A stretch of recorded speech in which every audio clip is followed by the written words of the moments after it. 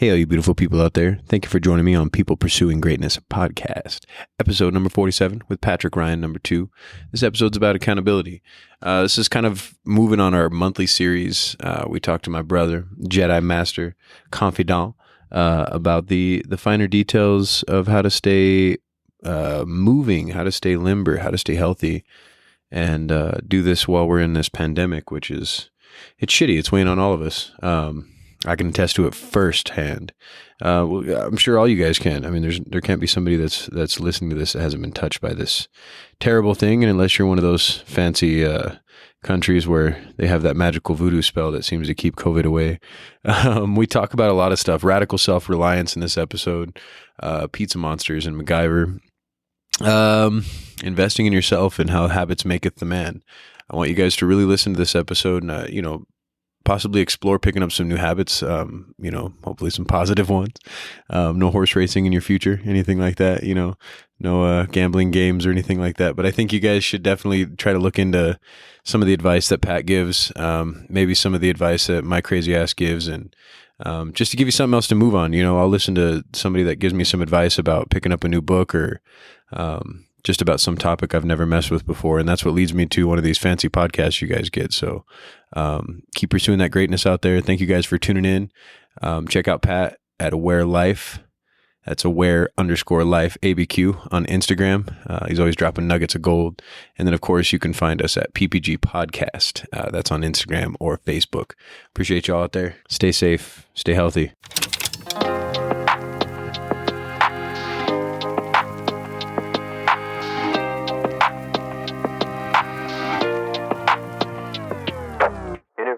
People pursuing greatness.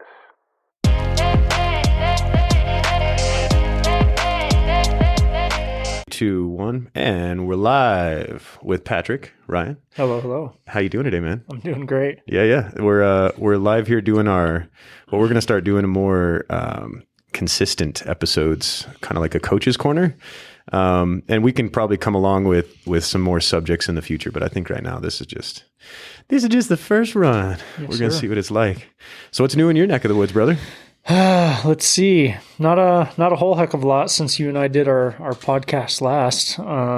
Just navigating the landscape of the world right now. You know what I mean? So yeah, just a lot of time and attention being dedicated towards my online platform, coaching people, helping support them all across the country at this point. So just doing that and then trying to make sure I'm taking care of my own well-being amongst the craziness. Right, like we talked about in the last episode, yeah, exactly. Pretty heavily. That's awesome, dude. Yeah. Are you seeing a trend in people changing their behavior, or I guess their goals and what they're doing across the country? Because like if you're seeing people in Florida compared to Kansas, or compared to what's a liberal state like Washington, are you seeing like people's behaviors being different, or the temperament being different? That's due to COVID, I guess, right? That's an interesting question.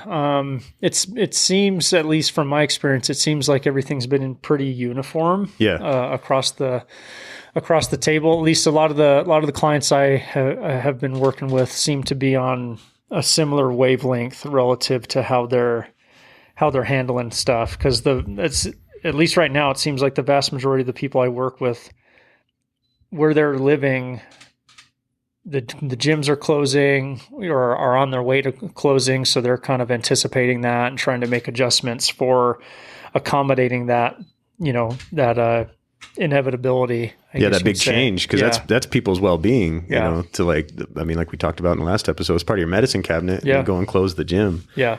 So the emphasis is like switching, granted, with what we talked about in the last episode, and I'm going to quit saying that, but with what we talked about in the last episode, last one, a lot of people are working out from home and doing their stuff at home. So do you see like an even more demand shift for that? Like they're, give me these home workouts compared to the gym stuff? Yeah. So, what's interesting, this is what I find really interesting relative to the state of the world. By all means, I don't wish this and what we're all going through on anybody, but from my professional perspective, it doesn't come as much of a surprise. So the reason I say that, so with my programming, out of the gate, I'm already coaching clients, or for through the exercise programming portion of things, I'm already putting together programs that are contingent upon malleability, flexibility, circumstances changing. Right. So, pre-COVID, that was, let's be honest, you're going to travel. Yeah. Like, you're going to be going somewhere. You're going to go on vacation, et cetera, et cetera. So you need a workout program that's going to be tailored to that. So what I do is I put together several different workout options for a client each day. Some are gym-based, some are minimal equipment, like home-based type things. Or like cardio, I'm sure. Yeah, as I give a client an option like, if you've been wanting to get into riding your bike or go for a hike or something like that, and that doesn't fall within anything I put together, go do it. Go do it, yeah. Like, you're moving, it's okay. So with everything going on right now, it for the most part, it's been a rather seamless transition, because the clients I work with that I'm doing their exercise programming, it's already kind of a seamless transition. It's like, okay, you've been working out at the gym. I've had you have these options to do gym-based workouts. Okay, the gym's no longer available, so now we're going to have to work out from home. I've already had programs put into place. It's like plan B and C ready to go. Yeah. So it's just like, okay, I don't work out at the gym now. Now I'm going to start working out at home. Right. So that portion of things has been pretty seamless, but that's just speaking on behalf of my own clients. It's a whole different ball game for a lot of other people, to where if your well-being is remaining contingent upon, much like we were talking about before, I think it's just so important to diversify what I called it, diversify your medicine cabinet, diversify your exercise portfolio. I call it, because you never know, especially now, it's kind of hitting the nail on the head. It's like, okay, I can't go to a gym, at least in New Mexico. We're about to have a stay at home for another 2 weeks for the end of November. Monday. So it's like, okay, have you really thought ahead as to sprinkling in, getting a few pieces of equipment for home, or have you picked up another hobby of doing something outside? Yeah. I or think even it's home really, improvement and stuff, right? Like, right. Yeah, exactly. To get you moving. Yep, I agree. So it's going to be very interesting, because I feel like what's going on is only highlighting bigger issues that have already been around prior to COVID being an issue. And with that, do you see people getting creative with that? Like, Yeah. So like, I'll speak from my own personal experience. Whenever stuff was kind of hitting the fan back in March, and the intention had already been set quite a while ago, to where I had quit working out in a conventional commercial big box gym, and my intention was set quite a while ago. It's where, like, okay, how can I outfit my home as an extension to help be as conducive to my health as humanly possible? Yeah. So it's like, what I'm getting at is people have so many barriers to entry for exercise, right? We create these arbitrary preferences around, oh, well, I can only work out if I've got a gym. If it's a decent day outside. If I've got my shoes, my specific exactly, shoes, and it's or whatever, like, well, if we go down that path, we're never going to move. Right. You know what I mean? So I like that logic, bro. For me, it was just like, okay, I'm not going to be able to acquire all the equipment that I would ever want for my home, but it's going to come slowly over time. So like, for me, I had turf installed in my side yard here for when it's now going into winter, but during the warmer months, we were working out on the turf. I bought a TRX a couple months later, and then I'm just slowly piecing together other pieces of equipment that I would ideally want. Yeah. More often than not, I'm having to wait a little bit longer because stuff is back ordered and in high Especially demand. Right now, dude. Oh my God. Yeah. So I have clients that they have a treadmill. Like, it's really interesting, because we're living in a time where in my opinion, where other forms of exercise, i.e. home workouts, having a treadmill at home, having an elliptical, those were kind of, and online coaching included, those were kind of viewed as like less than ideal, or second tier, or even like third tier. Like going to the gym was the preferred option. Comparatively. And it was like the gold standard. Got you. You know what I mean? So this is a money-driven perspective, right? Like it's commercialized to say you should come to the gym first. Don't buy that treadmill for the house. Well, and I've always gotten that vibe that working out just anything outside of the conventional workout space of going to a gym, lifting weights. So if you're working out at home, if you've got a treadmill and or elliptical, it's kind of subpar. Yeah. It's not on the same level, which has always kind of perplexed me. And then you have something like what's going on right now, and it's like, oh, what's the new gold standard? Like, huh? Like, hold on, I'll wait. Right. You know, home and workouts, it's like, bro. home workouts, online coaching that used to be kind of scoffed at as no, that's not going to be legitimate or anything like that. And then you have something like this going on, and people are losing their minds trying to figure out, oh, I need to start working out from home. Yeah. Okay, now I'm open to online coaching, stuff like that. So it's really highlighting, in my opinion, a lot of areas where a lot of weaknesses in how we view exercise and how we view a healthy life. So with lots of clients, having treadmills that used to just serve as a clothes hanger, stuff like that, they're now actually actually using them because it's like, well, right now we don't have much of a choice. Yeah. You don't have a gym to go to, but I think ultimately this will be better. My hope is that it's been better for me, and I've seen it be a positive thing for a lot of my clients because it forces, I would say, radical self-reliance. I like where that. It's like I have to make sure, if my health is a priority, I have to make sure that I am in as much control in making sure that my environment is conducive to a healthy life. Right. And in my opinion, that's your home, that's your apartment, et cetera, et cetera. Well, and then having the option available like that in this time right now keeps you accountable, because even if you couldn't go outside, if you have a treadmill inside of your house, or you made that decision, even if it was like, I don't know if the right word would be ingest, but like if you're living in an area like, like New York or something like that, where you've got high populations of people, your only option is going to be that treadmill. You can't even go outside. So I think that it's good to keep those options there. It's almost like the reverse concept of not having junk food around. If you don't have it there, you don't have the opportunity to mess with it. Exactly. You have the carrots there instead. You're going to get hungry. You're going to eat them carrots. You know what I mean? So if you're going to work out and the only thing you can do, like I have friends and family that live in New York, and it's interesting to me to hear how when they lock down, it's like lock down. Like they are completely not supposed to leave their house. Right. And in Albuquerque, we're not quite to that point. I would imagine that's what the governor is expecting. But we have a lot more outdoor life. Like I didn't know, I forgot how close you are to the trails back here to be able to run.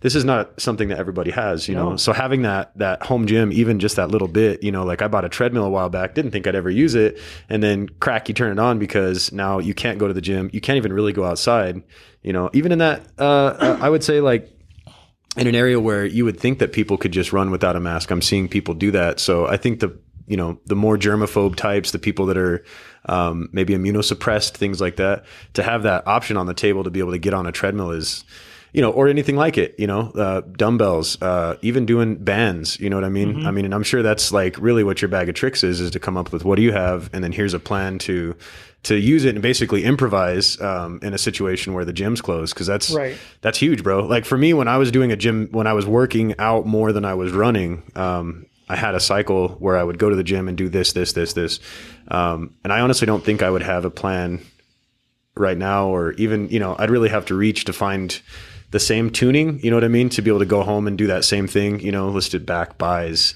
chest, whatever, however people are doing it on their 3-4 days a week that they work out. So having a plan, like a backup like that is amazing. Plan, man. Yeah, it's smart, But I think, do you think people are adhering to it more or less now that you're seeing people do this stuff more at home? Well, and I can only speak for the clients I work with, right? So I see my clients adhering to it more. Got you. Because I don't want to sound like I want my client.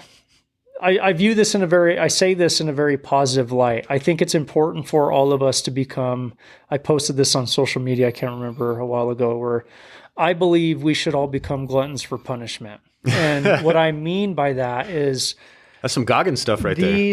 But it's like these less than preferable circumstances. So like right now, we're going through a global pandemic when it comes to staying on track with our exercise and our eating. We have to welcome that discomfort. I think it's important that we choose to welcome that discomfort, because it's an opportunity for learning.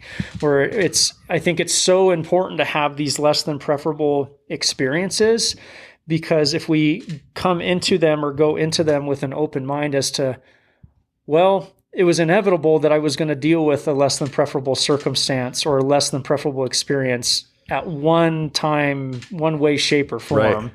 So how can I do the best I can given what I got? Sure. Be as resilient as I can, where it's like, I don't know, I feel like it's an opportunity for people to kind of become their own modern day MacGyver when it comes to your exercise. You know what I mean? It's like, okay, crap.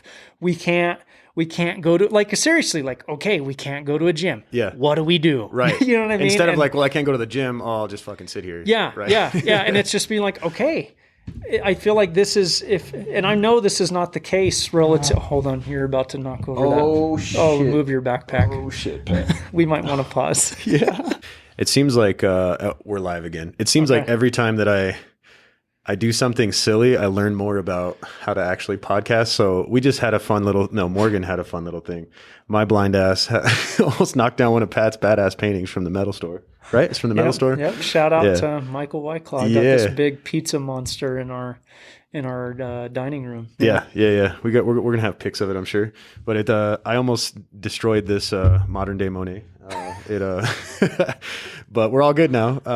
And we started off. We were ending it off with MacGyver, a MacGyver of exercise. But MacGyver-esque qualities. Yeah, because it's what I was really getting at is just less than preferable circumstances, I think, can really, really yield great opportunity, especially when it comes to your health, to where it's like, okay, if our health is a priority, if we're really wanting to try and figure out how we can help bridge the gap during less than exciting or less than preferable circumstances, I think I think ultimately it can help demystify and destigmatize.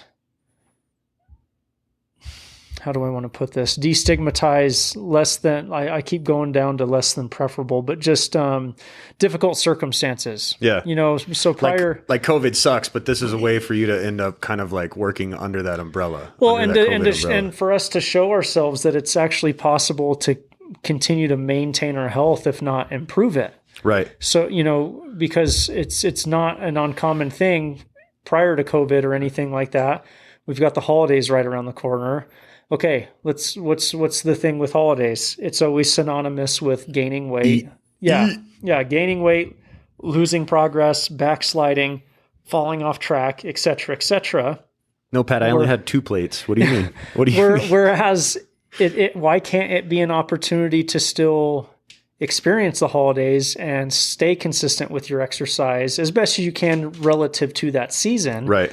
As well as maybe improve your eating a little bit. It doesn't mean you've got to cut everything out completely. So what's going on with the pandemic is really no different. It's just on a larger scale, longer timeline, to where it's like well, okay, so let's be honest. So, for the rest of this month, starting next week, 2 weeks of being closed down pretty heavily. Right. So are we just going to wait until the beginning of December to keep moving? Are we going to wait and hope that the gyms open back up? You know what I mean? So everybody creates these arbitrary, preferable circumstances that I think really continue to reinforce them staying inactive. It kind of it's like self-paralysis, to where I think by doing something and trying to view it as an opportunity and a series of discovery through, we'll call it the storm, you end up understanding and realizing, oh, there is no such thing as a perfect time. Right. I was able to make a little bit of progress during a really, really difficult time, a shitty time. Whether that's the pandemic or the holidays, when the holidays used to be really difficult and you'd regain weight, and it's like, okay, this can be a year-round thing. I can make changes and I can make adjustments whenever, and know that I am capable of doing it. Right. Well, and I think that speaks a lot to even like athletes. Like I have a bad habit of doing that, where I'll train up for a thing and I'm really solid about what I eat. I'm solid about my working out. once I hit a spot, like let's say I get injured, I'll just fall off, man. And I can find ways to not do things all day, like excuses left and right, you know. And then you add on the pandemic and the right mindset, I mean, you could let the entire year go to waste, because we're at what, 9 months into this thing, you know, and that's a lot of time if you're going to let any little setback. I mean, I got hurt in May, I think, and I couldn't really run for like a month, and I could go to the gym, but I kind of overdid it and hurt my shoulder. So I was like, man, and then the gym's closed, and I was like, fuck, what do I do? You know, I think that comes down to that though, is having a bag of tools, because ultimately what I was doing was I was like, well, I'll pull the weeds in my yard, you know, and I got that done, because you can't go anywhere, you know, you can't do anything. And it was like, well, do I want to cut them down with the machine or by hand? You know, I'm one of those crazy people that'll do it by hand. So I'm out there and I'm trying to like use proper form. Right. Like I literally was like, bent over at the hips, keep your back straight, pull the weeds, you know, and like I made it into a workout, and it was like 3 weekends deep, you know, and then I was able to start running a little bit more. And then once I added that back in, I got back into a push-up strategy, because before it's usually like, let me have a chest day at the gym. So I started doing like a push-up day, you know what I mean? Something simple. Let me try to do 60 in a day. You know, you can crack off 10 push-ups 6 different times in a day. You know, so that's the kind of stuff that I look at. And it came with just that if I didn't do that when I did come out of that valley and tried to peak again with training, or let me go do this crazy run or something like that, or even just a gnarly hike, I could get hurt, you know, if I've languished too long. Right. You know, I've always had slight issues in my IT band in my knee. So if I'm not moving, that sucker will get tight on me and it'll take me down. Do you get a lot of IT bands with your clients or anything like that? Like constant injuries that come up that you have to kind of like commonly work around? The most common one I'm working through, and it's with clients that are significantly overweight, you know, you could say close to morbidly obese, is dealing with back issues and herniated discs, stuff like that. And it's interesting you because you bring this up, and it really piques my intrigue and curiosity relative to some of the people I've worked with, and you talking about you're talking about you being in touch and in tune with your own health history, right? So like you're talking about, well, this is how I used to handle stuff in the past. Yeah. You know what I mean? So you're taking, and this is what's so important when it comes to people actually getting where they want to go. In my opinion, it's a matter of whether or not they're going to take a firm and compassionate inventory of how they would handle adversity in the past. Sure. So essentially work around this adversity, which could be an injury or something like that. Looking at things through a long-term perspective of acknowledging like, okay, I might not be where I want to be when it comes to handling this adversity. Like for instance, had a online client that has, I believe it's has a herniated disc, dealt with that, had it kind of flare back up this time last year. And during that point in time, and you talking about like dealing with an injury and having a hard time getting back on your feet and all that kind of stuff being really difficult. She had a flare up, and it really, really put her in a place of being depressed, not staying on top of her eating during that time, et cetera, et cetera. We worked through it. It wasn't the most preferable of experiences, but we worked through it, got back on our feet literally and figuratively. And then fast forward a year, and she has another issue. So, you know, issues with the back to where she can't walk, et cetera, et cetera. And it lasts for a couple, it was about 4 to 8 weeks. So, but what I'm getting at is she was able to take, in my opinion, compassionate inventory of like, okay, in the past when this happened, I just kind of said, screw it. And I stopped everything. You know, I didn't stay on top of my eating. I could have stretched a little bit and I didn't stretch. I didn't do the basic things that maybe would have helped create a more seamless transition back into the normal routine. So she already had that on the backlog when it came to this happening again. Yeah. So she started doing a little bit of the opposite. She paid a little bit closer attention to her eating, paid a little bit more closer attention to her self-care. Yeah, she regained maybe 5, 6, 7 pounds, but this is where really looking at things through a longer lens and a longer scope is really important, because she told me, a year ago when this happened, I gained a significant amount of weight.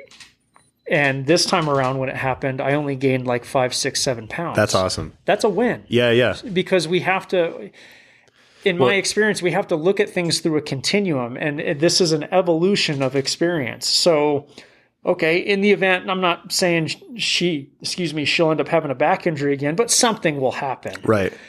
You get sick for a week, we'll just say you get sick. You get sick for a week or a couple weeks, and for a lot of people, that 2 weeks of being sick can turn into a month of inactivity, 2 months. It starts to snowball. Right. So it's very hard to get back into shape. These not fun experiences of getting sick and getting injured can serve as really, really helpful learning experiences, because I think it's important that we be honest and realistic with ourselves that some amount of sidelining is inevitable. Yeah. It's on its way right now. So if we are compassionate through whatever terrible or not fun experience we're having and see it as a learning opportunity as to, okay, when this happens again, I'm going to take inventory and I'm going to take note as to what I can maybe do different next time. And that's what we were doing, because she and I had just started working together a year ago. Yeah, so she and I were working together a year ago when this injury had first happened, and we're working through a continuum.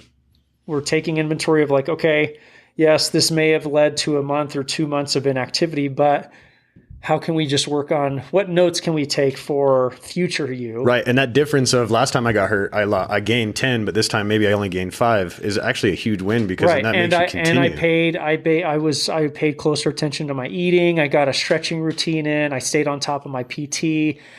These things are wins, because then you're starting to build on positive habits that'll help you in the future whenever you're met with another injury, a global pandemic, right. et cetera.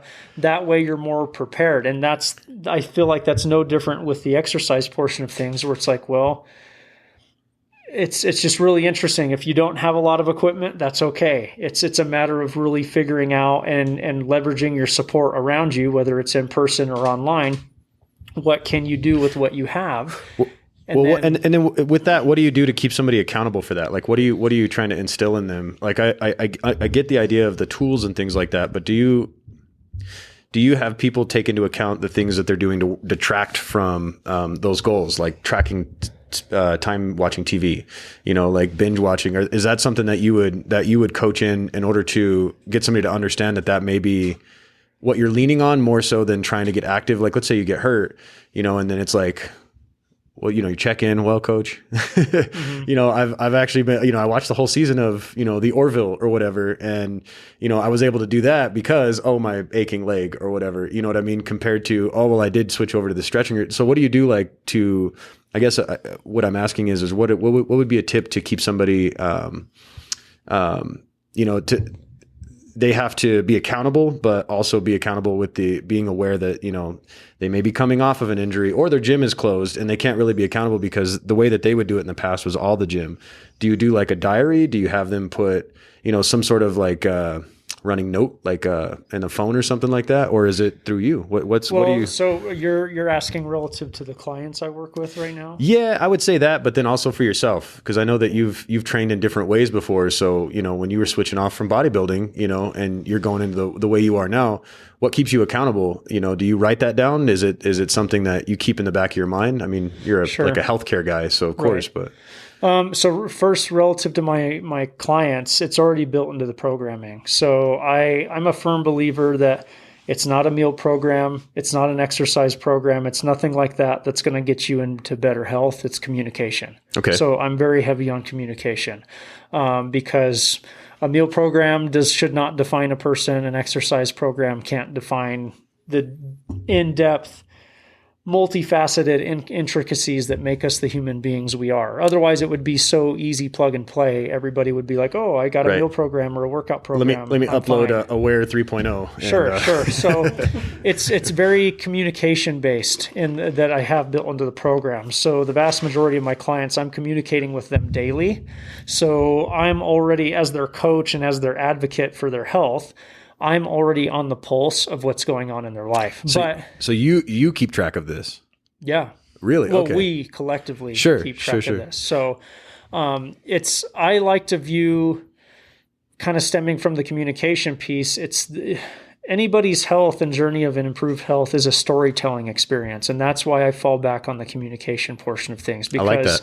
In order for me or any coach, in my opinion, to actually help complement somebody and help them navigate their life, you need to tell me your story. Right. You need to tell me what's going on. And be honest. But I understand that not everybody's going to be as open to that right off the bat. I have a client that I've worked with for years, and just over the past probably year and a half, he's just started opening up and being more expressive about what's going on in his life. So it's going to be different for everybody. Yeah. But in order for me to really help you in some way, shape, or form, you've got to be willing to just kind of tell me what's going on in your life. Right. And that sometimes that includes, I haven't done jack squat for the last 3 weeks, and I've been watched this TV show, and that's where the self-compassion piece comes in, where it's like, it's just information. I'm not here to judge you over it. Like, okay, this happened, and then inquiring with the client, well, what do you feel you would want to do better? It's not my job to come in, because I've tried this approach where it's like, okay, you need to now change A, B, C, and D. Right. No, the discovery has to come from the client. They have to have the epiphany on their own, where it's like, well, this didn't really help me get where I want to go. Next time I can work on moving, getting a couple workouts in during the week, or get in, since we're at home the majority of the time right now, get on the treadmill while I watch the TV show. Right, and then we collectively as a team work through that continuum together. As for just, you were also asking just relative to just kind of like the average person. Mm-hmm. Well, I'm asking. Yeah. Well, I mean, like, my wife has tried to use these books that essentially every day you are journaling different aspects of your life, like things that you're grateful for, things that you have done today. There's a lot of these, and those types of journals, and you've put one on your social media before, I think are helpful to a lot of people. But a guy like me, I don't really I'm very much a product of the digital age. I like to put stuff digital, but even then I don't have like a running list of what's going on. Honestly, now it's down to like, I'll have a day to do, an exercise and a day to rest, a day to do an exercise and a day to rest. And that's just come from, if I don't do those things, then when I go to do something like a running race, I will die and fall apart because your body is not trained for that. So if I don't have something like that coming up, then it's like, what is keeping somebody that's not training for races going? And you would deal with these people more often than I would, in terms of somebody trying to like actually communicate that, you know what I mean? Because people don't come to me and ask me for a lot of advice, because if you're not athletic, sometimes it's intimidating. And we've talked about that before, to ask people about things like that. But then some people are like, well, how do you have the energy to do this, is what I'm asked all the time. And, I try to like have that leveling conversation. We're the same human, bro. Like, no matter if you're a fat guy or not, you could run a marathon. If you're a lazy person, you could absolutely run a marathon. The difference is that I hold myself to this, accountability. It's a little sadistic, I think, in some cases. And that's what, people that bodybuild, they're a little sadistic because they have to eat and they have to lift the way that they do. Some people are sadistic in the way that they go to work and they work 80 hours a week, and the way that they can drive themselves. Some people are sadistic for running. But where does the accountability come in when you're trying to reach a goal? And that's not the thing that you're sadistic about, and to me, it's just ingrained, it's built in, but that's one thing that when I read books, when I listen to podcasts, I'm always curious about what drives people. What's that accountability that they're going through to push them in this one direction? Like, what drives Pat to build this online, empire, which is built on a heart, you just do good things, So as silly as it is, I may be speaking to a broader thing than what we're trying to reach into with exercise, but it does speak to a bigger part of life, accountability across the board. If you want to be a good dad, you have to be accountable to be a good dad. If you want to be a good employee, you have to be accountable to be a good employee. When it comes to your own health, how often are you seeing people make that as important as getting to their job or being a father, you know what I mean? Or being a mother, being a, Right. So that was kind of what I was speaking to with that. And I think you answered that great, because I was, like we talk about it all the time, what motivates people. And you essentially try to turn the ship towards being motivated as a lifestyle of movement and eating good, and you're a practitioner of this. So that's why I think it's interesting to get your perspective on that, where, I really myself, and just to frame it, I did this marathon this last Saturday, and was very much accountable for the last 5 weeks. I took in a lot of what you've told me. You're one of 3 people in my life that are like my coach, like legitimately, you know what I mean? Even if we don't necessarily work together, I draft off a lot of the stuff that you pull in. You know, you want to be around the 5 smarter people than you in the room, right? You're the 6 or whatever.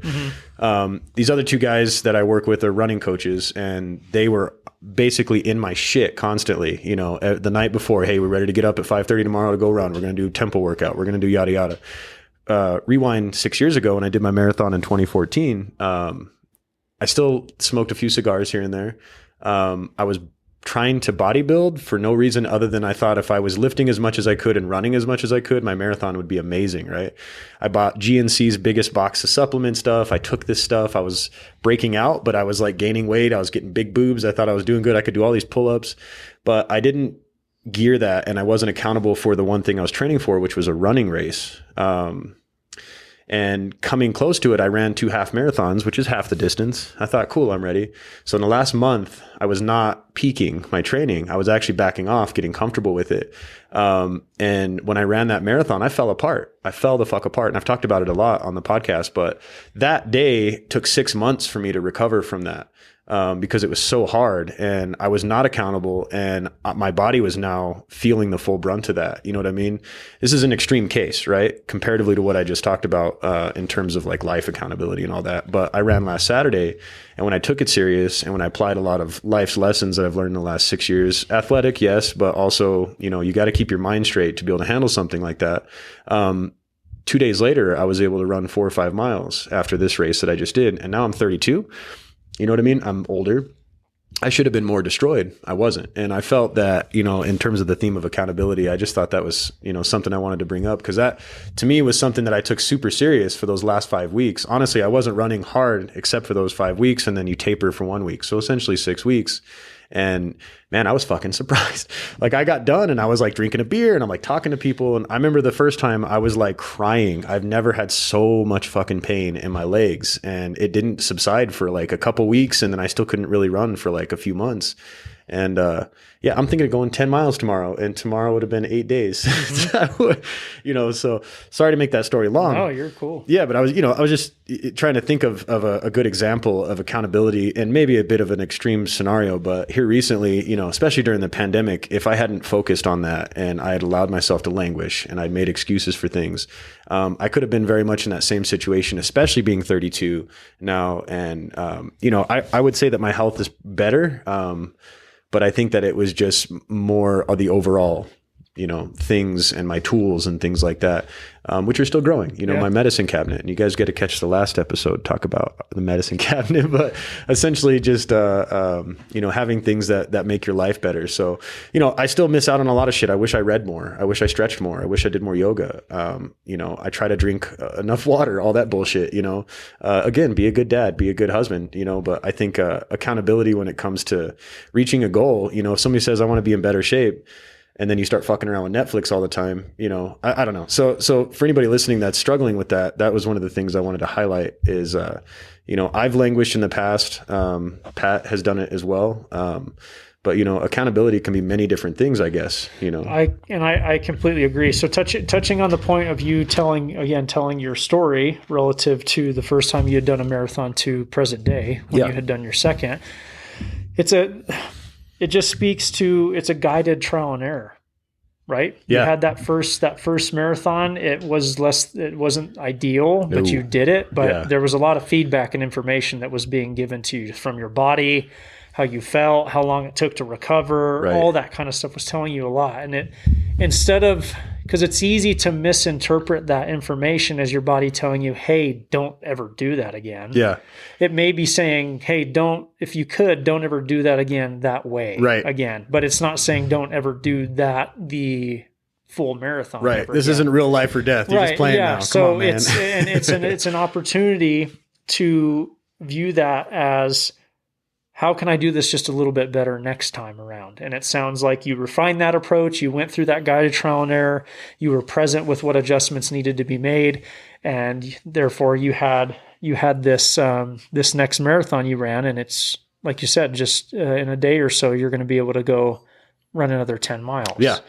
And, you know, tying into the accountability piece, this is where I find things really interesting, and I enjoy navigating this space with clients and people who are interested in working with me or just getting the ball rolling on their own health, is quite literally reframing why is it that we live in a world that taking care of your health, taking care of your well-being, whether that's getting more flexible, losing weight, being able to, like, whatever it might be, improving your health in any way, shape, or form. Why on God's green earth is that synonymous with taking away from other aspects of your life? Right. That detracting. It makes absolutely no sense. Yeah, it doesn't. When we really take the time to think about it, it's like, hold on. Especially with my specialty working with dads. So it's like, hold on, wait a minute. You are telling me that by losing weight, by paying closer attention to what you eat, taking an inventory of how you exercise, et cetera, you are telling me that you firmly believe that somehow that's going to make you a worse dad. Right.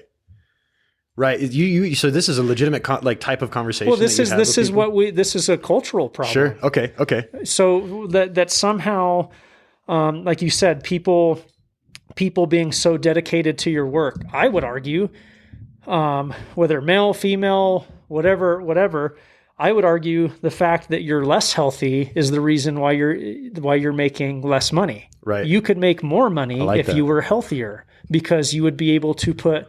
It's in my professional opinion, it's quality, not quantity. Sure. So why can't you just work?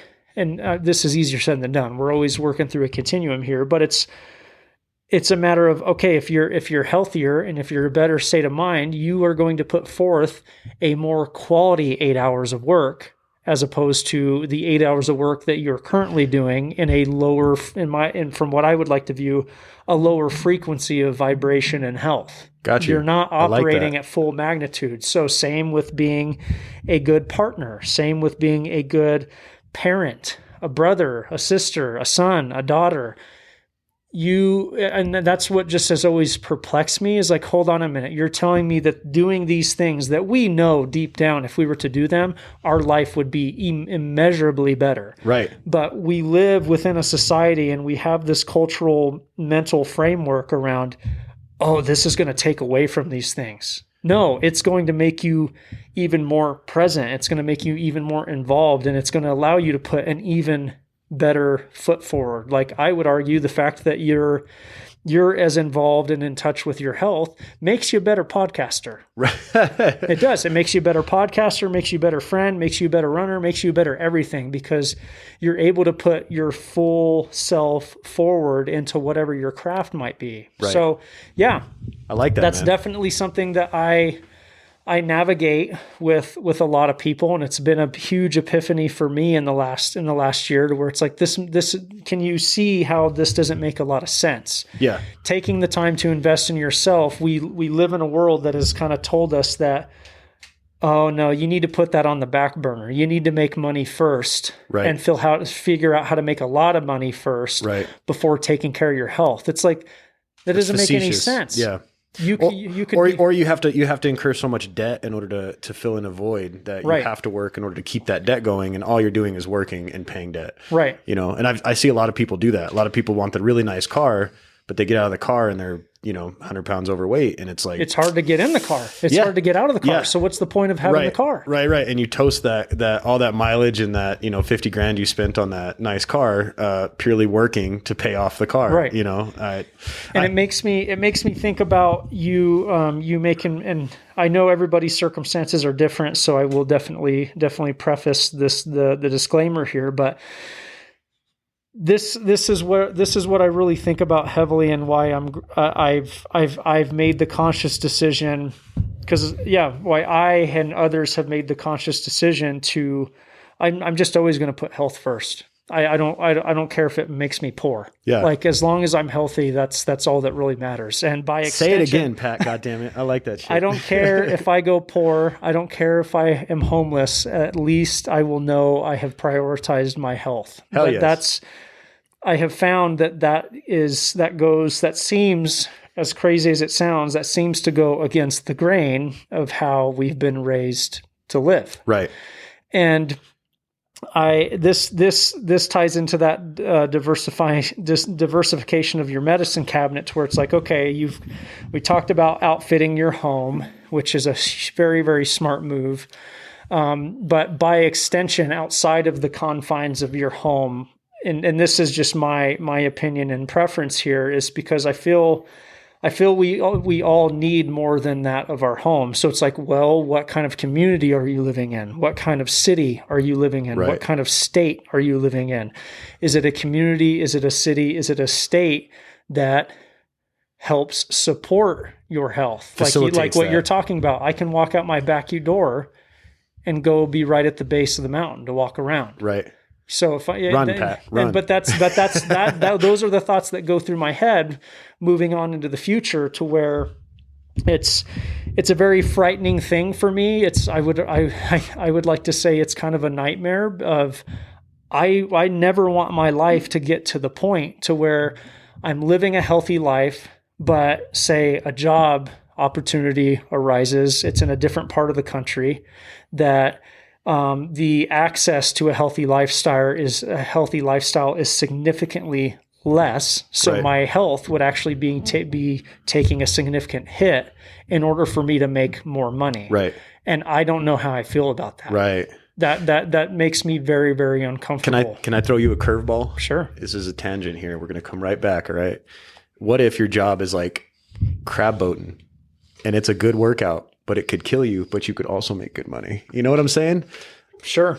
I'm throwing them all three angles at you, Pat. Come back with me now. Well, it's dependent on the person. Like, I understand everybody's circumstances are going to be different. But I think this, shout out to Gary Vee. He's big on self-awareness. Yeah.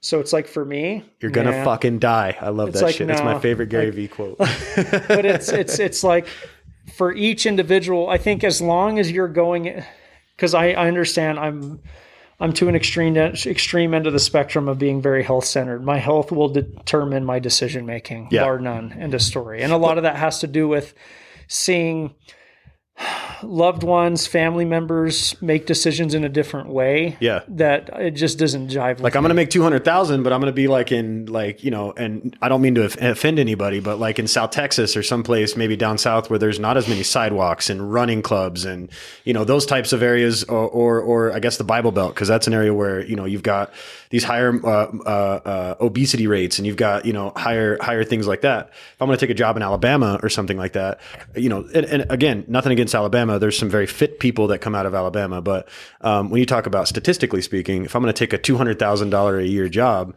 and go there, but my health's going to start to fall off because I'm working 80 hours a week, and it's like, what's the trade-off there? I mean, that totally makes sense. Well, dude. And that's where my mind, again, I feel like I'm very self-aware when it comes to my health, and I understand everybody's going to be different. So I'm not going to try and impose and demand that people live that. I'm just trying to create a conversation. But in my personal opinion, it's like, no, my health is worth more than $200,000 a year. Sure. It's worth it's worth more than $1 million a year. I'm not gonna do it. Do you ever look into those statistics of what the bills are for people that have worse health or don't keep up with their health? It's substantial comparatively to like even a gym membership. Because there's that joke about how people will have the gym membership but never go. Mm-hmm. And it's like, well, it's interesting you bring this up. It reminds me of a conversation I had with a gal years ago where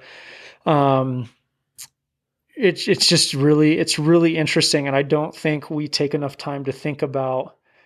This is where I just go to a place of reframing. Okay, when you're and destigmatizing and letting go of this whole notion of pretty much just self-care as a whole, paying for a therapist, paying for a massage, going and paying for a chiropractor, paying more for good groceries, paying for a gym membership, paying for a personal trainer. Right. Those aren't costing you anything. Those are investments in yourself. I like that. That is 100% what that is. Yeah. But it's because otherwise we just stay in this place of being like, oh, that's what I'm getting at. Like, oh, this is taking away from me. No, you are paying back into yourself. Right. So I would encourage you in whatever way that you can, find a way to budget in some money for some better quality groceries, a massage, take it out of your dining out budget, whatever it might be. Better quality shoes. Yes. Oh, 100%. That shout out heart and soul. Yeah. I will. You know what I'm talking about. Oh, yeah. Like instead, because if we're constantly in this space of, oh man, what is this costing me? Yeah. It's going to somehow make things more difficult for me financially. It's like, no, this is an investment in you. Yeah. This is an investment in your health. Can I go so far as to say, I'm in a few running groups. There was a doctor that got onto one of our running groups and did a live, and he was talking about how legitimately, and you guys know I'm fucking biased with the running thing, but he was like running, and I want to say that this speaks higher to like just working out cardio, but you're less likely to get as bad of a situation if you were to get, God forbid, COVID, because you've actually worked out on that, so much so that you just have a higher, VO2 max. You have a higher, your whole body is just healthier overall if you have done those things. And then God forbid something like that happened to you, you would actually be in a better place. But that ends up costing you less, even if it's just the fact that you don't have to like deal with that sickness the same way that somebody else would, where maybe they'd have to go all the way to the hospital, all the way to thousands of dollars worth of bills because you were bedridden, because, you got nailed by, maybe that's a little bit of I went a little dark there with COVID. I'm sorry. But you know what I'm saying? Like we were trying to say, essentially, the more you take care of yourself, because like with my running, if, it's hard for me to go to my wife and say, I need to spend $170 on this pair of shoes 3 months after I just spent $170 on this other pair of shoes, because I've burned them up, but that gets me outside. I haven't been to the doctor for any sickness in a very long time.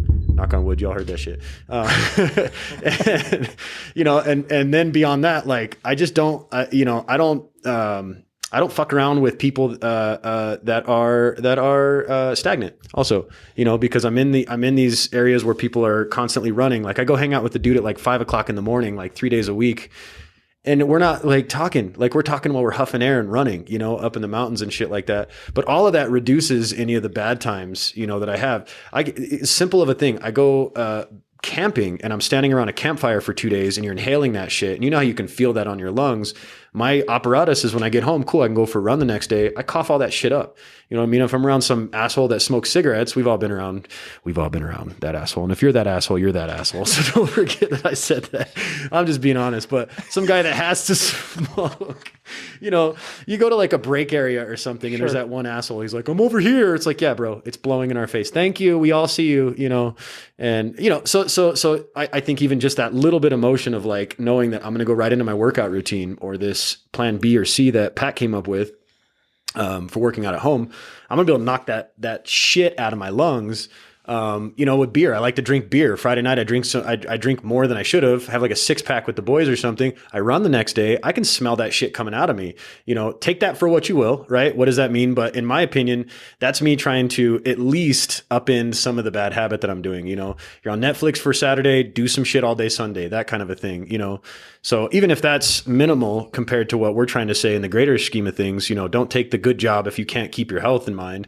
And maybe you're not health minded like Pat would be more so than me, but even me, I'm health minded, but I mean, fuck, like taking advantage of just the little scenarios where you can move is going to benefit you, moving forward. And that's always the theme whenever you and I get on the mic, like movement equals life. Like you can't make that equation change at all. I mean, that's the way it's got to go. But, I don't know. I tangented a bit there, bro. You're good. But it speaks to, it continues to make me think of, because I always continue to go to a place of, we just have to adopt a long-term view.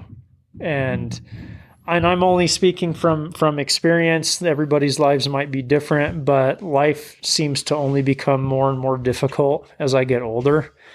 Agreed, bro. So what kind of practice have I adopted and have I integrated that is continuing to help prepare me for it? So what I'm getting at is, you saying the guy or the doc that was doing his live talking about, well, the way I kind of see it with exercise, not only on a physical, on a physiological, but as well as a mental and spiritual level, through consistent exercise, you're putting your body, your mind, your spirit through acute levels of trauma. That's just what's happening. Sure. It's uncomfortable. You're running. It's painful. You're feeling the physical pain, and then you're having this dialogue internally as to like, oh my God, this hurts, and how are we going to interpret that pain, et cetera, to get us through the last half of our half marathon, or the last half mile of our hike, or the last quarter mile of our walk that we are trying to improve upon. And we're creating reference points to go back to. And we're creating resiliency. There's a reason why people who exercise consistently have a much higher pain threshold. You're able to get through much tougher stuff in life compared to others who have not been exercising. I can agree with that sentiment. And looking at it through a longer term lens, to where it's like, yeah, generally speaking, with people who are healthier and exercise more, all that kind of stuff, you're just going to recover from trauma quicker. Why? Because you've been practicing it. Right. You will go run, you get sore. The best principle that I ever learned while I was in school at UNM was, shout out to Len Kravitz. I love you, man. Like Lenny Kravitz? Yep. His name's Len awesome, Kravitz. Lenny Kravitz. He's the man when it comes to exercise physiology. Okay.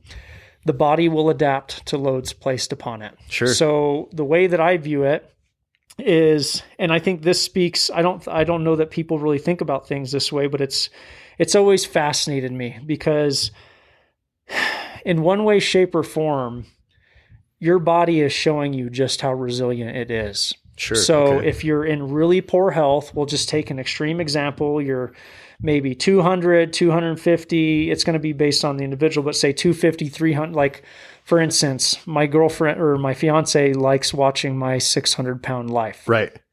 And the biggest takeaway for me is like, that's how resilient your body is. To be able to handle that extreme. Yeah. Your body's willing to do everything it can to keep you alive in what is a very, very, very poor state of health. Right. So you absolutely cannot tell me that your body, your mind, and your spirit is not capable of withstanding and maintaining the discomfort that comes with living a healthy life. A workout routine. Right. So if it can exist like in the logic, most negative of circumstances, and being overweight, unhealthy, not eating well, it damn sure can exist when it comes to living a healthy life.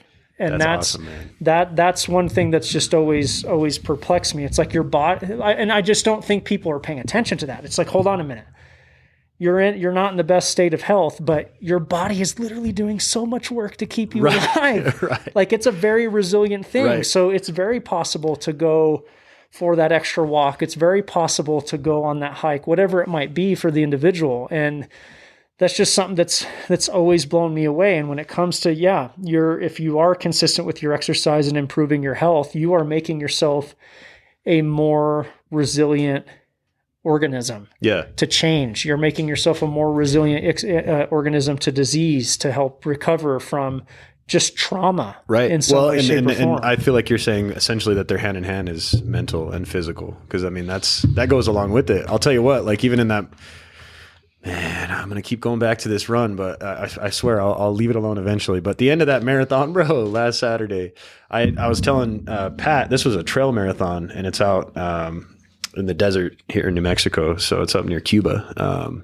Shout out Dead Man's Peak. So went out there, and the beginning of that race was so up and down. My ass had so much lactic acid, just like my glute, like my actual muscles.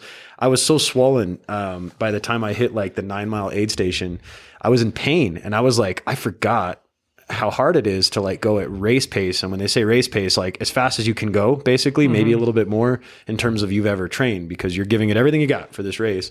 Well, I'm trying to run up and down these, big climbs, these big drops, a little bit of rock climbing here and there. It's not really like, rock climbing, but some going. Then it gets further, and I'm like, fuck, I'm getting tired, more tired. And then I got to another aid station, and I see this big mesa in front of me. And it was, and I was telling you guys about this before we started the podcast, but I just remember thinking to myself, once I hit 20 miles, I've never gone further than that since 6 years ago. And that was the only other time that I had gone that far. And I run a lot, but when you start packing on that many more miles to your maximum distance, you're talking about injury. And all I could think about was all the little pains that I felt up to that point. But then, like you said, I remembered, I thought, adaptations, man, like, I know that I can handle the load. I just need to think about maybe going slower. So I pulled it back, you know, and when I hit the mesa and climbed up this mesa, which is basically just kind of a flat wall type deal, but, get on the top of it and it was just kind of smooth from there. I was thinking this motherfucker's going to fall apart. But the whole time that I was going, my brain kept telling me I can keep going, but I did not have confidence in my body. I swear to you, I kept thinking to myself, how am I going to call my wife and tell her that I'm fucking dead out here? Well, but it's so first are you open to me correcting you on something? Of course. Quick? Okay. So there's this common, it's really interesting how old, outdated science can last a long, long time and people don't know. So the whole lactic acid burn is not lactic acid. Well, what is the, so it's excess hydrogen ion. I'm not going to go too down the rabbit hole, but it's due to excess hydrogen ions, not irons, ions, through the muscular contraction process. Excess hydrogen ions are a byproduct of that, and that's what creates the burn in your muscle. So buildup of lactic acid, that's old, outdated science. Throw it in the trash and burn hydrogen ions. Yes. I like that. Okay. But it's really interesting you bringing the whole piece up around going on the run, it being really difficult, and jokingly talking about the possibility of dying. Well, it's because it's something I think about a lot when I go out and I do stuff on my own. Okay.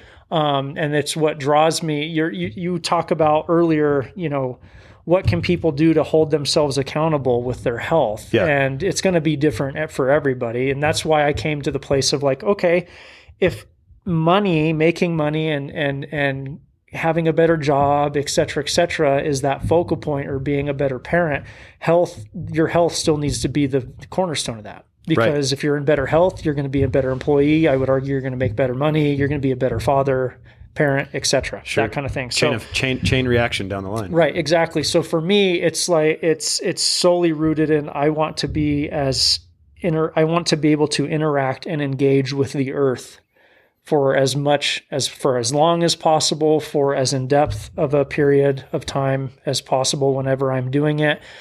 I don't want to worry about whether or not I'm physically, mentally, spiritually capable of doing it. But I also know that, okay, as I venture deeper and deeper and deeper into pushing that, you know what? I'd rather die doing that.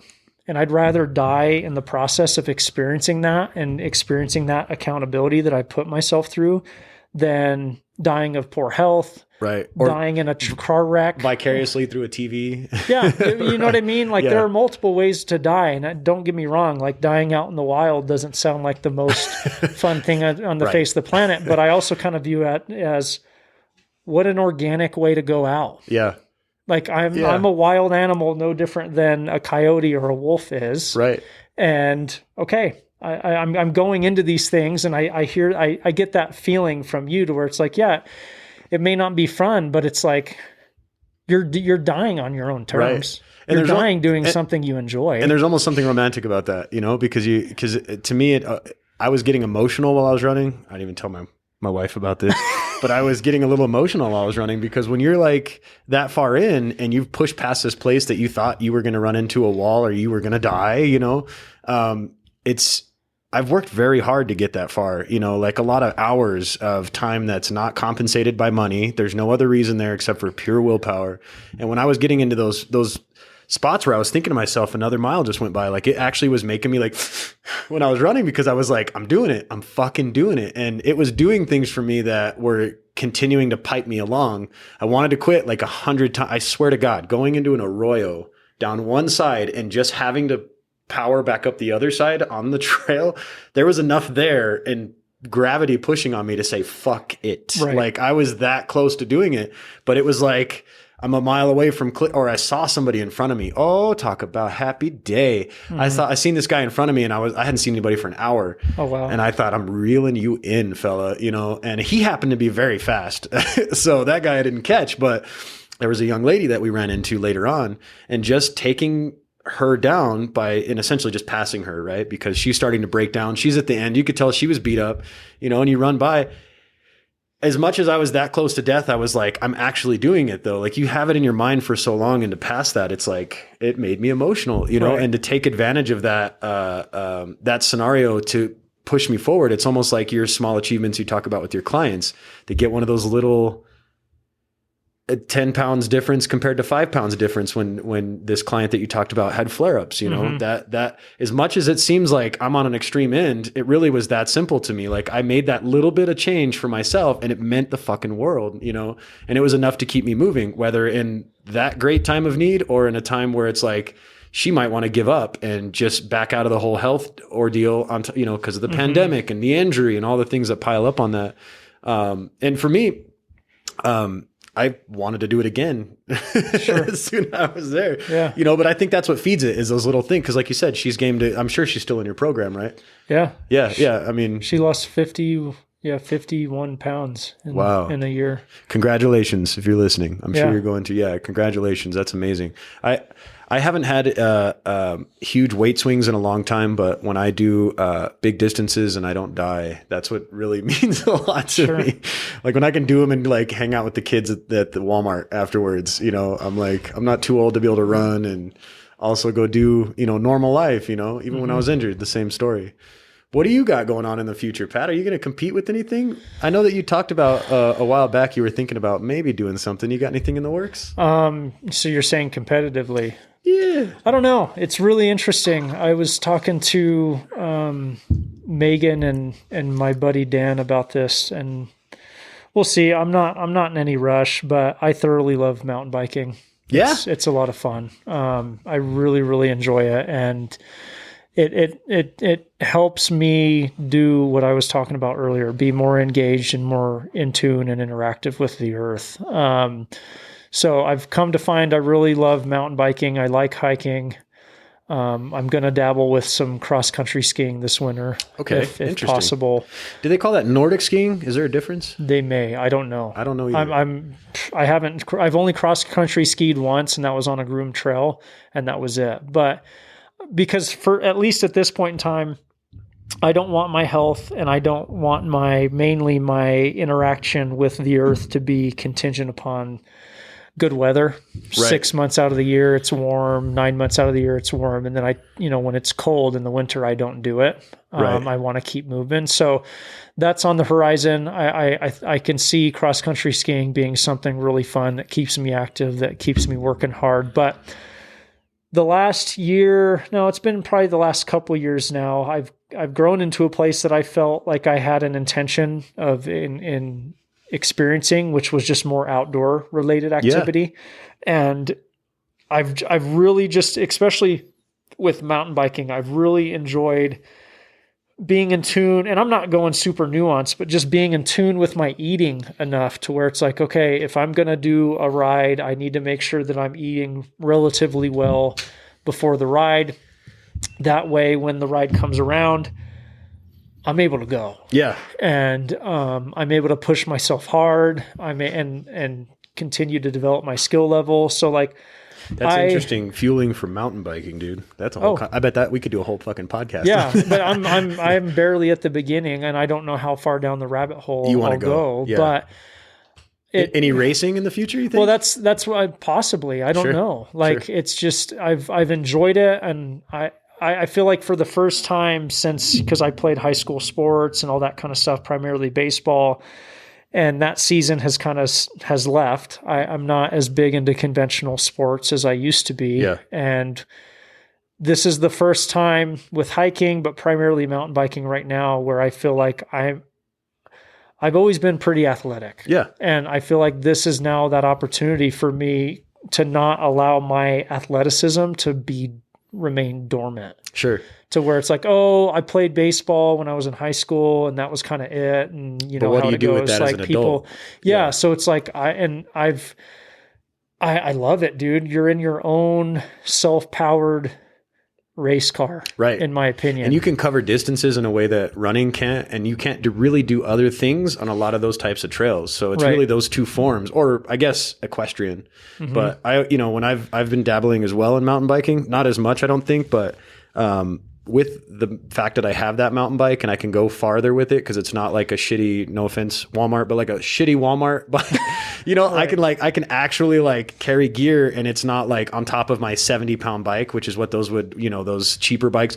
So you get the little bit better bike, and then you start to realize I can do like 20 miles on this beautiful trail and not even blink an eye, where running, that's a task. That's a lot of time, but mountain biking, it's a fucking adventure, man. Well, and so I don't know. We'll see. Maybe in the future I'll dabble with a couple events just to play with it. But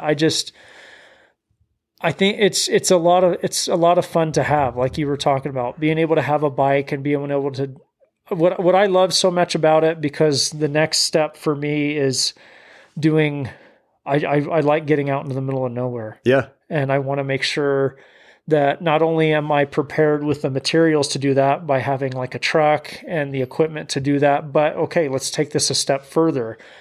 What if the truck breaks down? Right. What if I'm 30 miles out in the middle of nowhere? No cell service. Oh yeah, a couple weeks ago, I had to drive 5 hours into the middle of nowhere to go meet a friend to go camp. So it's this is the trip before the podcast. Yes. Yeah, or after the podcast. Yes. Yeah. Okay, because you were leaving to go there. Yeah. So stuff like that, to where it's like, okay, yes, the truck is great, but there may come a time where it breaks down. Yeah. Do I know how to fix the truck? If I can't fix the truck, I want to be able to bring my bike. Right. And know that, you can scoot into cool. town.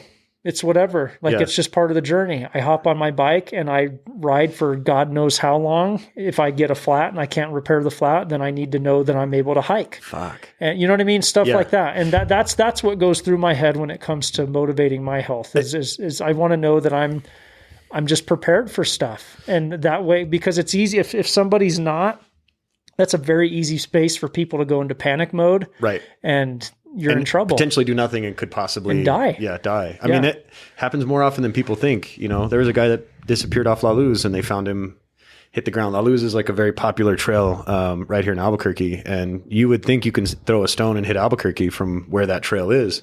But it happens, You're still on a mountain. Yeah, and that same scenario that you came up with the mountain bike, that still applies.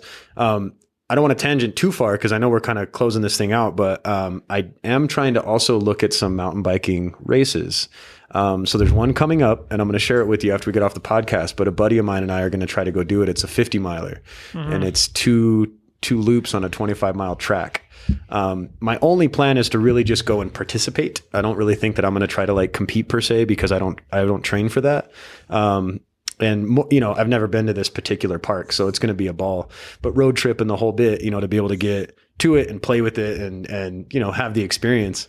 But I'm also going to be doing I signed up this morning for the Run Rabbit Run podcast. Oh my God. Race, excuse me, which is in September of next year.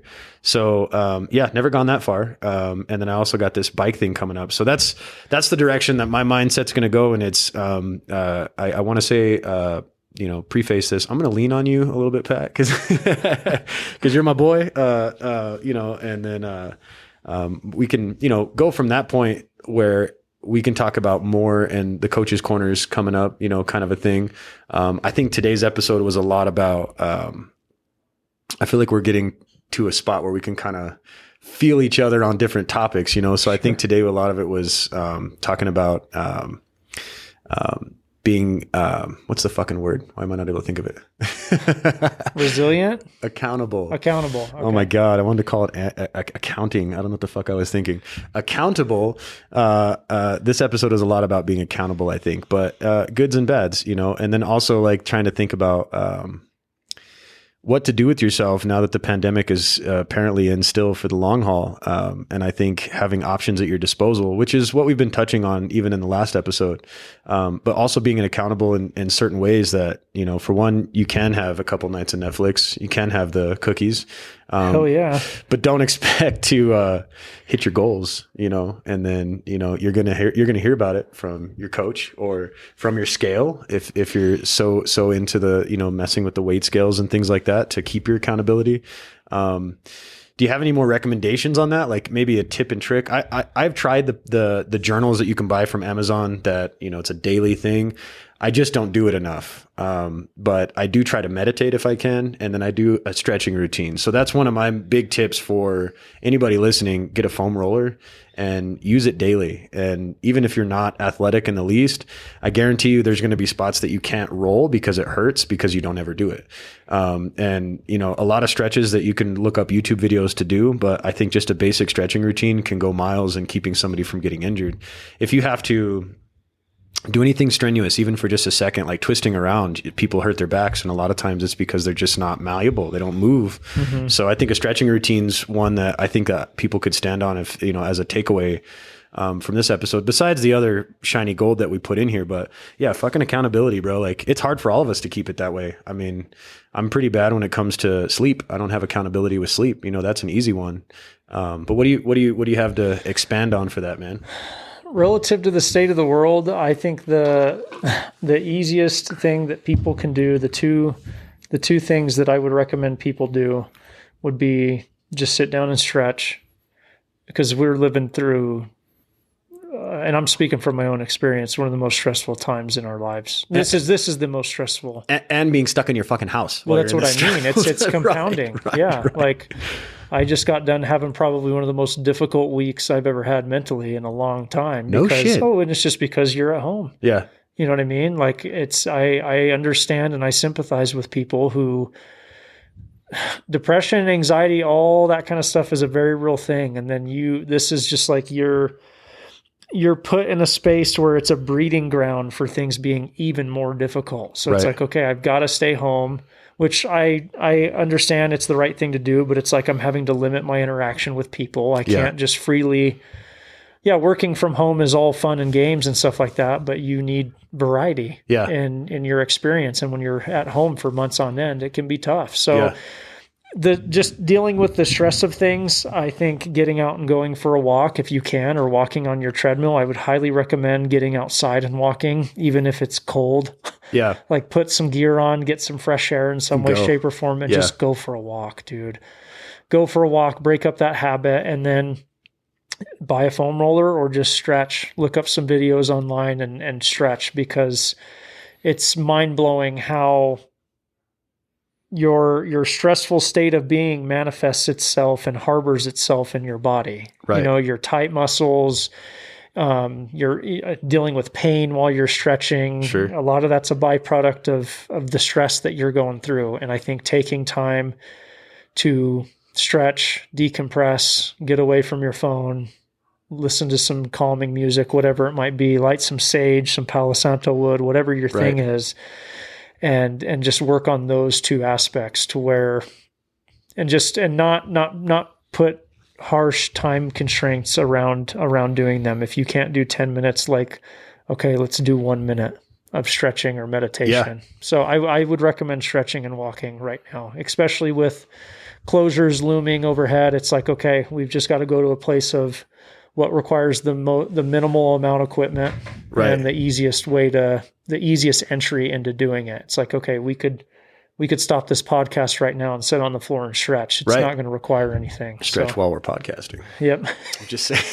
Exactly.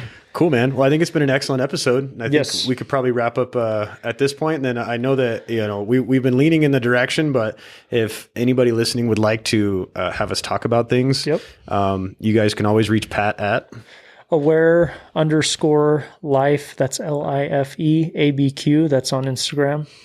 And then definitely reach out to People Pursuing Greatness podcast if you want to. But I feel like in the context of you and I doing this more continually, I think it would probably be more coming through your side, which totally makes sense. Yeah, you know what I mean? Like, I think that you would be the expert on said subject if it came to some sort of a question. So if you guys think of anything like that, accountability, stretching, even some basic workout routines, I mean, fucking anything. Yeah, I mean, anything. If it deals with your health or concerns your health in one way, shape, or form, just ask. Right. And that really, at the end of the day, I can't guarantee I'm always going to have the right answer, but I can guarantee that I'll get the right answer for you. I've got a network. So yeah.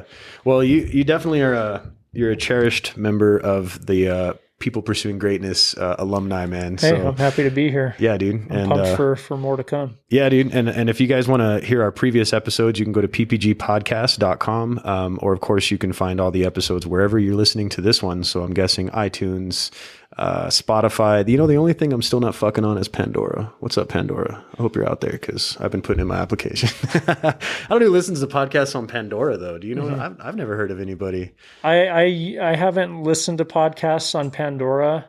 I've got a soft spot in my heart for Pandora because that was my first introduction to streaming music. And it just took me on these. They were the ones that got the algorithm thing. Yeah, they just really took me on these very unique rabbit trails musically. And I've discovered artists that I don't know that I would have found otherwise. Right. And it's just, so I still have a Pandora account for that reason. Do you really? Yeah. So when I was in online school years ago, so like 09, 10, I was on unemployment and I would just all day basically be online typing papers and stuff. I actually used all of the 30 hours a month that you used to get for free Pandora streaming. Sure. And it cut me off one day. It's like, you need to start paying us. Right. I was like, fuck, I didn't think I could actually listen to all of it. There was a time where it was just full, it was free without ads. Yeah, yeah. Like I remember that in college. It was really cool. Well, there was a thing that Microsoft had, or it was MSN maybe, that was right before Pandora. And it was similar to that. It was like called Juke or something like that. I'm dropping the IT ball here. I should know what I'm talking about, but yeah, same kind of thing. It steered me into some places where I was like, who the fuck is it? And you go on a tangent, you find a discography and you're like, oh, in heaven, especially with metal. Cause metal is so not mainstream enough to where all of the band, like you can't go down the street and find, you'll maybe find 2 or 3 metalheads out of the 10 houses that you walk, I don't know, bad example, but out of a big group of people. But when you find like some metal rabbit hole that some fucking algorithm like Pandora or something like that takes you on, and you find bands, I'm like taking notes. I'm like, who is that? Fuck yeah. And my likes on my, I use Google Music is like 3,000 deep from like 2011 when they started that service. Anyways, I don't know where the fuck we went with that, but our podcasts are everywhere. Podcasts are excellent to listen to when you're, quarantined. There's lots of episodes from this podcast, but there's a lot of them that Pat and I have done together. I think this is 3. I think it might be more than that. I think this is 4. Yeah, this is number 4. But there's, Stuff You Should Know is a really good one. I know only reason why I'm throwing them out is because to me, these are learning podcasts and these are the things I do. I listen to a lot of audiobooks to burn time. When I'm on down, like being quarantined like this, especially while I'm running. I'll burn through podcasts and then I get on to audiobooks. I just listened to an audiobook called In the Kingdom of Ice, and it's about a ship that got stuck in the ice in the 1880s and how these guys crossed sea ocean ice and dragged stuff and just things that are so much harder than a scenario we've ever seen at our level. And I think listening to other people's struggles is a really good way to pass the time. Well, storytelling. Yeah, my go-to podcast is How I Built This with Guy Raz. Yes, I think we talked about that. Yeah. And then there's Invisibilia, which is also a Guy Raz NPR, which is another one that I highly recommend. Those are great podcasts. Trying to think, Scott, what you got? You got any good podcasts to recommend? Nothing? Come on. I listen to Kevin Smith's. Kevin Smith's, yep. Yeah. That's he talks about comic book stuff. Yeah. Oh, cool. What's that one called? I can't remember. There's also Your Mom's House, which is a good comic one. I don't know, just throwing some stuff out there. But podcasts are a great way to expand your mind. Mountain bikes, there's a lot of mountain bike podcasts, a lot of running podcasts. I haven't even touched or scratched the surface with that. So maybe that's another podcast that we'll do. We'll talk about some more stuff that you can do that's maybe not outside oriented. All right, guys. Well, thank you all for listening. I appreciate you guys. Check out Pat at Aware Life ABQ, and of course PPG Podcast, and we'll catch you on the flip side.